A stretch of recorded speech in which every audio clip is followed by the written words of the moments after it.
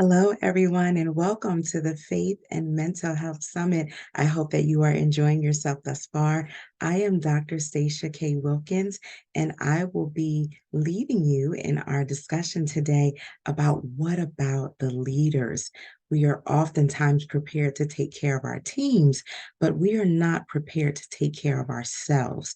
So today, I want to share with you a PowerPoint presentation that talks about what about the leaders, because we are all leaders in some capacity or another. So we're going to talk through a trauma-informed approach to self-care for leaders.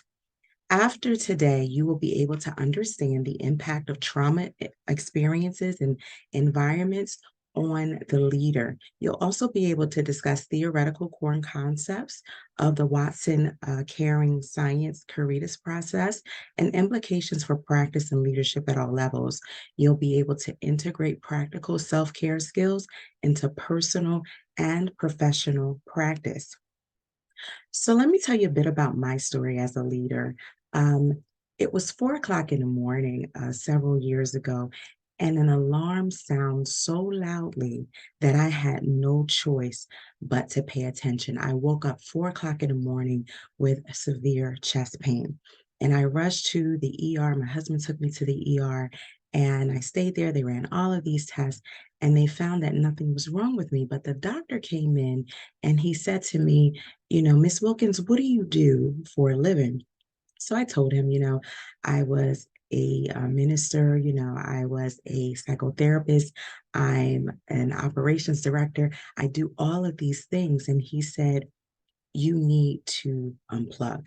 And he said, if you continue in this way, then you were going to end up in a much more serious condition. So what he ended up doing was writing a note for me to be out of the office for the next 5 days. And he said, you need to figure out what is most important for you to do. That was such a wake-up call to me because my life was out of balance and in complete chaos. There is something called duck syndrome that was founded at Stanford University, and it was described as students, or according to students, because they hid their depression and their stress and their anxieties behind a facade of perfection, which is kind of what we see when we see ducks gliding along water. They look so graceful, so peaceful, right? But what we don't understand is that underneath the water, these ducks are kicking like crazy. I mean, ferociously, and they're actually struggling underwater to have that smooth glide going across. That's how a lot of us as leaders look, and we don't pay attention to that. Many of us do have what is called duck syndrome. Just a brief statistical overview in leadership across the board, whether you're a pastor, a leader, a CEO executive, burnout increased significantly among managers in 2021. Another statistic says that 29% of managers were engaged in their work, while 96% of senior leadership felt some level of burnout from their job. That is a high number of burnout. 78% of pastors report having their vacation and personal time interrupted with ministry duties or expectations. That should not be. We go on vacation, let's be on vacation, right? But 75% felt poorly qualified or trained. So a lot of people in leadership positions don't feel like they're qualified for the position and don't feel like they've been trained for the position. So this is just a few statistics. Understanding trauma and the leader, there is something called leadership trauma. And what it basically is envisioning the death of the social self because of a catastrophic failure in a life devoted to work. So people think that, I'm going to die, I'm going to fall off because I'm going to fail at this thing that I'm putting all of my effort into. So leadership trauma is exacerbated when we ignore our own suffering and we dehumanize ourselves in order to just get through it or to just get it done, right? Leaders have intolerable fear about the future. This is something that we call flash forwards of panic. So, not flashbacks, but flash forwards because we're visionaries. We're constantly looking towards the future. Leaders face pile up trauma, what I like to call pile up trauma. Leadership trauma, which is any kind of trauma that occurs in the actual leadership position, versus past traumas, past personal traumas that they're already dealing with. Leadership trauma often feels like blaming yourself for what you did or did not do. It has to do with self loathing and shame. Intrusive thoughts come into the mix, and mood instability happens. As a society, and this is so unfortunate, it is not expected for aspirational figures or leaders to experience any kind of internal terror. Isn't that something? Therefore, leadership trauma is not discussed. And if it's not discussed, it's not acknowledged. And if it's not acknowledged, it's not treated. So, this is my take on a stress response in leaders. We all know of the fight, flight, freeze, or fawn. I did my own adaptation here and actually added face, but I'm going to go through each of the four stress responses and then talk a bit about face, how you can pretty much disarm the powers of the stress responses. So in the fight looks like hostile communication, sarcasm, retaliation. I'm just going to read a few of these. Flight looks like avoiding confrontation, showing disinterest, disconnecting from your team or your congregation, even working a lot, right? Freeze. It looks like a lack of response, just total inaction, feeling numb, feeling a constant heaviness or this sense of dread all the time. And then fawn, we make excuses for why we're not doing something, or we're doing others' work, or we're remaining in a toxic work culture or in a toxic church culture, and we're continuing to self-sacrifice. So that's how those stress responses show up in leaders. But it's important for us as leaders to face. And what does that mean? That means to show up, to connect, to be authentically ourselves, to have fierce conversations. I like to call them fierce conversations. Some other people like to say difficult conversations, but fierce conversations, growth, and solution seeking. That's what we have to do in order to disarm the power of our stress responses, fight, flight, freeze, or fawn. We have to face. Self-care. So many people think this is a luxury, but it really isn't. It's practical. It's something that we do every day. It is the ability to intentionally, notice I said intentionally, there has to be intent here, intentionally perform a type of activity that will assist in taking care of one's physical, psychological, socioeconomic, and spiritual health. So we must be intentional on taking care of all of those dimensions of our humanity in order to take care of ourselves. There's a decision to practice self care. And sometimes, as leaders, we're constantly making decisions and we develop something called decision fatigue. And what that means is we just grow tired of making decisions, and then we don't make the best decisions because we are fatigued from making decisions. So I want to talk a bit about the barrier cycle, that things that keep us from making the decision to practice self care. So first of all, is perceived susceptibility. That means what is the likelihood that I'm gonna, something's gonna happen to me. I don't think anything that major is gonna happen to me. So we downplay our experience of what we're going through. And then the next part of that cycle is perceived severity. And that means, you know what, okay, I may not be feeling my best, but it's not that bad. It's not that intense. And then we think about the cost. Well, I can manage this. It may not cost me that much. But then we may notice, okay, things really are not going too well. And then we have a lack of confidence in ourselves or in our ability to actually manage our self care, to manage our lives. And then we go into this place where we feel like a failure, that we did not do well. We did not manage ourselves well. So this is a barrier cycle. That's what keeps us from actually practicing self-care. So let's talk about some decision-making strategies. It's important in order to make an intentionally sound decision to practice self-care, there must be an awareness and acknowledgement of stigma. What is your own stigma about practicing self-care? We all have them, okay? We also have to be able to assess and identify the problem. If we don't identify what the problem is, then we can go no further. We cannot treat it. We also must be able to measure possible results. What does a positive outcome look like for me? What am I actually looking for? What will be different if I'm actually taking care of myself? We want to set goals and develop alternatives. Goal setting is so important, and developing alternative ways, alternative outlets, to take care of yourself. Then we have to select the decision. What am I going to do? And how am I going to do it? And then evaluate it. Is it working for me?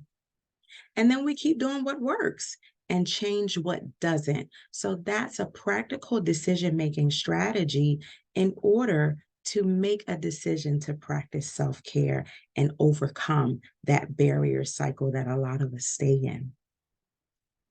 So Jean Watson, I believe she was a nurse. She developed what is called a caring science theory.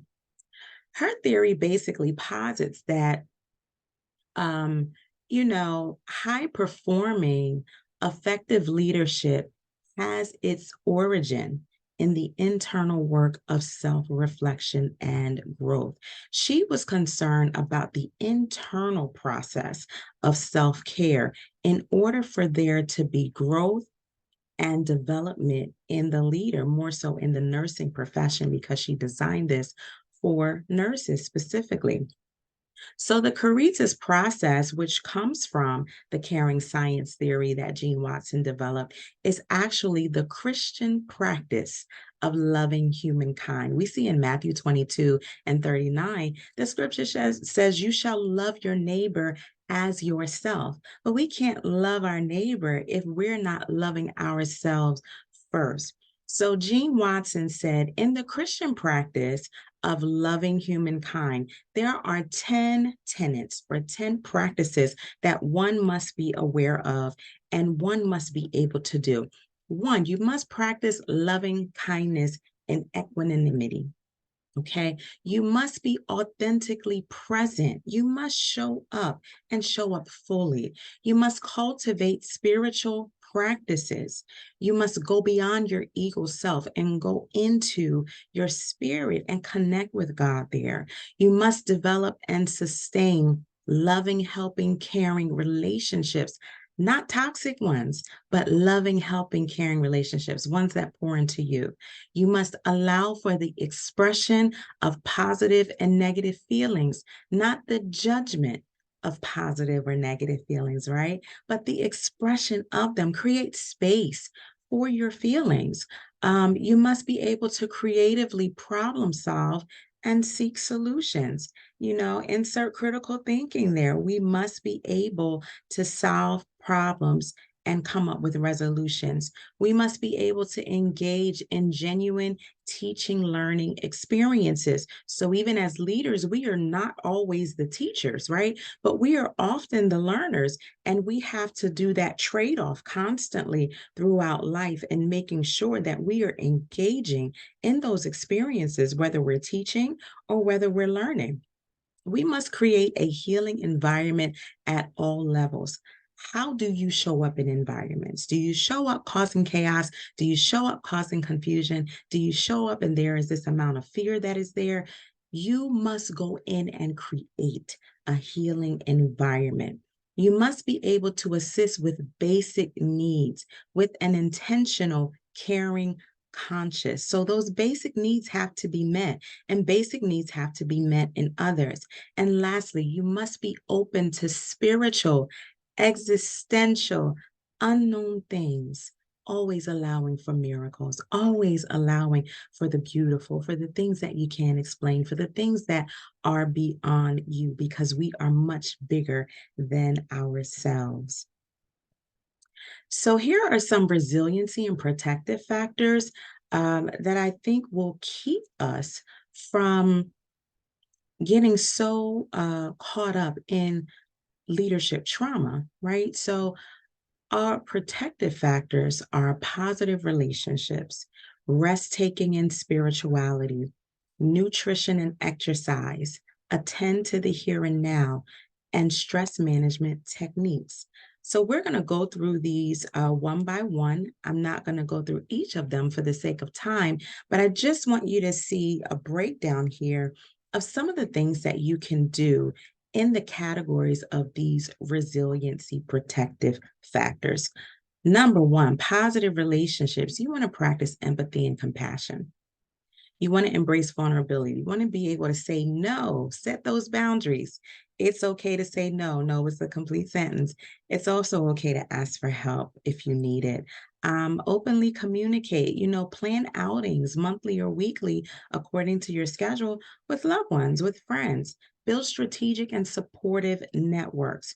Rest taking and spirituality is the next category, specifically for those of us who are ministry leaders or pastors. This is a big category for us. Okay, one of the things that I try to do every day is I honor the first meeting of the day. I have a lot of meetings during the day, so I make my first meeting of the day with God. I sit and I talk to Jesus. I just meditate. I read the word. That is my first meeting of the day because it sets the tone for all the other meetings that I have for the rest of the day. Spend time in nature in between meetings, quarterly vacations. Pastors, take vacation. Please take vacation.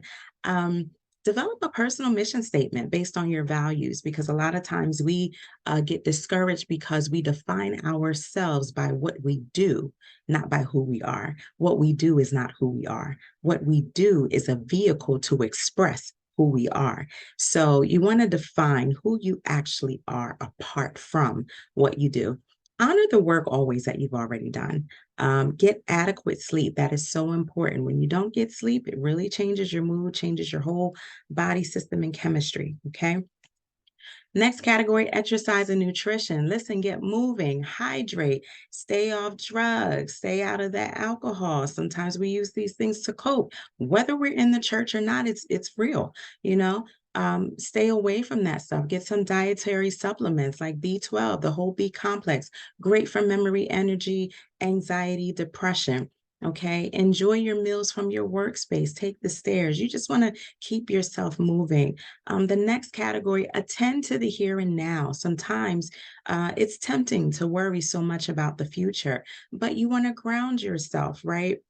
You want to be able to ground yourself, name things that you can taste, things that you can touch, things that you can see, things that you can hear, things that you can smell. Okay, you're going to ground yourself in your immediate environment anytime you feel like you're kind of getting away from things. Tune into how you're feeling. That is so important. Don't dismiss it, but give it space. Like I was saying earlier, speak affirmations. We all have a running script within our brain, and that's what we follow. So make sure you're being kind to yourself when you're talking to yourself internally. Aim for excellence, not perfection. Big difference here. Make your best effort every day. And sometimes your best effort may be 100%. The next day, it may be 40%. The following day, it may be 70%. But at least you know you are making your best effort. And give your laptop and your phone a curfew. I'm going to say that again. Give your laptop and your phone a curfew. We're constantly scrolling on our phones and we have our laptops open right down to the minute when we're trying to go to sleep. Our brains don't get the signal that it's time to rest. We need to disconnect from those things. And if you have an iPhone, you can go into your settings and set an alert for all of your social media stuff to shut down at a certain time. So you can thank me for that later. Growth journal, develop a growth journal so you can see how you're growing now and how you want to grow in the future. Stress management techniques is our last category. Manage your expectations. That is one of the most powerful things I have ever learned in life, to manage my expectations. Don't expect a turtle to run. That is never going to happen with a turtle, but you expect the turtle to move slowly and to crawl, right? So always expect people to do what they're going to exactly do. Always expect certain situations to turn out a certain way. If they don't, wonderful. If they turn out differently, great. But always expect what you need to expect instead of expecting what you think something should be or how you think someone should do something, because that will always lead to frustration.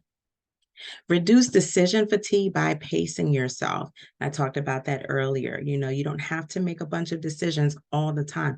Prioritize the decisions that you need to make. Know your ABC. So know your activating event. What got on your nerves? What triggered you? What do you now believe about what triggered you? And what are the consequences if you decide to act based off of what triggered you? So remember your ABCs. Do some deep breathing. Breathing in for 4 counts through your nose, breathing out through your mouth for 4 counts. It really resets your nervous system, tells your brain, you know what? We can calm down. We don't have a threat going on right now. Okay. That's a big deal. Don't make promises your sanity can't deliver. And that's so important, especially those of us who are leaders and we serve, right? We make a whole bunch of promises. We say we're going to show up. We say we're going to do this. We say we're going to do that. And then we're losing it. We're tired. No, no, no. If your sanity cannot deliver, if you need time for yourself, if you need time to decompress, then you can't show up to certain things or for certain people another time, maybe. And that's okay. Schedule your week or your day to maximize your time. And that is so important. I plan out my week every Sunday night or Monday morning because I can't have everything that I have to do up in my head. So I literally schedule in time to rest, time to decompress, my meetings with God, meetings with others, everything that I have to do is scheduled out for the week. And lastly, see a therapist. I'm a therapist. I'm a bit biased towards this, but I promise you it will help so much. And nothing has to be wrong for you to see a therapist, but you have 60 minutes of time just talking about yourself. How lovely is that? 60 minutes where you just have support, someone who is constantly there in your corner for you and helping you to grow and teaching you skills, challenging you to make better decisions. It's an awesome experience. So I would definitely recommend that. So these are our resiliency protective factors. How do you know when self-care mode is going off? Maybe you're slipping, right?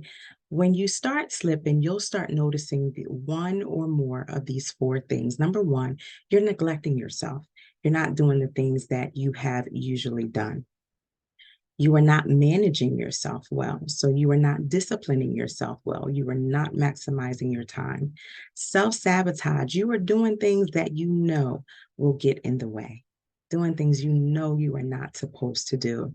And also self-preservation. I'm putting up walls. I'm not letting people in. I'm isolating myself. So when you're doing any of these four things, uh-oh, wait, I'm slipping right now. I'm not taking care of myself. Let me rewind. Let me do what I need to do to take care of me. Here are some trauma-informed affirmations for leaders that I think are important. Like I said, we all have a script, an internal script.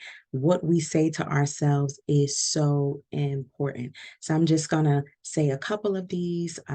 You'll have it for yourselves to look at, but these are so important.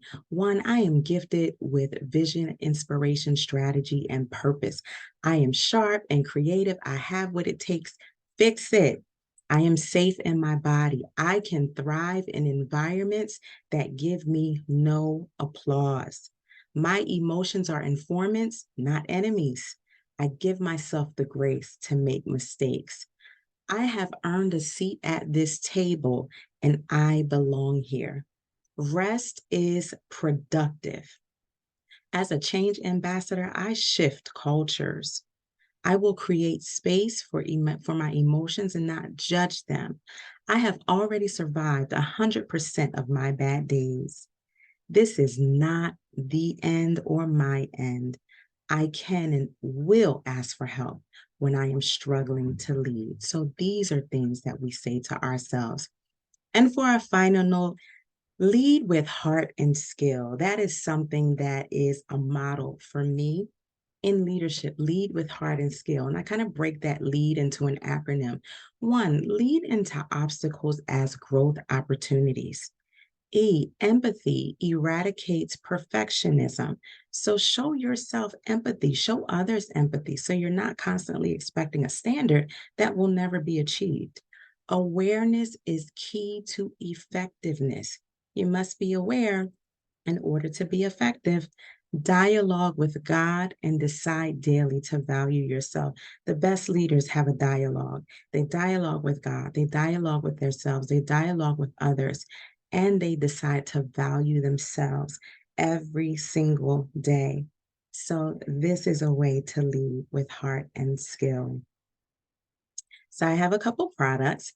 I do have a Stay Up and Stay Well program, which is an 8-week leadership wellness program where we go through the 8 dimensions of wellness, and I give you some strategies to take care of yourself in each of those dimensions. You can email me if you're interested in attending that program when I decide to do the next cycle of it. And my publication, I am an author as well. Get Up is a 30-day devotional based on the story of the daughter of Jairus that Jesus raised from the dead. This is an excellent story. If you're ever down in life and you feel the need to get back up and you just need some help doing so, I recommend you go to Amazon.com or BarnesandNoble.com and order my book. It will certainly be a blessing to you. And I want to thank you so much for your time and for listening to the presentation. I hope that this has been such a benefit to you. Here is my information. Please make sure we stay connected. And I'm going to stop my screen share here and wish you all a wonderful time at the Faith and Mental Health Summit. Again, I am Dr. Stacia Wilkins. It was a blessing to have been with all of you today. Take care, stay up, and stay well.